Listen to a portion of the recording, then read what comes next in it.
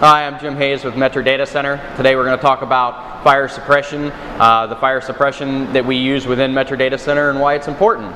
Fire suppression within a space is very expensive for most organizations to implement.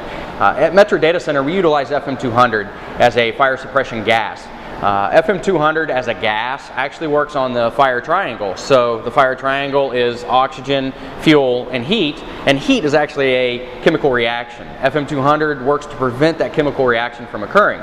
The way we utilize it within Metro Data Center is in the open space that you see within our co-location facility, as well as under the floor. It's just as important to protect under the floor because in data centers and server environments, the most likely event of a fire would be the cabling under the floor. So heat builds up and cabling catches on fire. In our case, we have cross-zone monitoring throughout the entire fire system, so multiple heads would have to trigger to cause that gas to dump.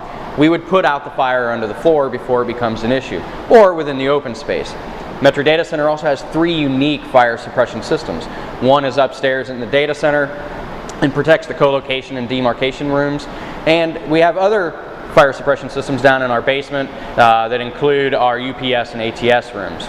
So those environments are all individually linked so that if there is an issue, for speed of recovery, we can concentrate strictly on the room with the issue. So if there's an issue in our UPS room, we don't necessarily affect our co-location facility upstairs. Beyond that, the gas-based fire suppression systems are expensive systems, so most people don't have the luxury of implementing those in their corporate environments. That's the reason that co-location with Metro Data Center is so important. We can provide that with our other resilient features of the data center, and it's just another piece of our foundation to protect your equipment.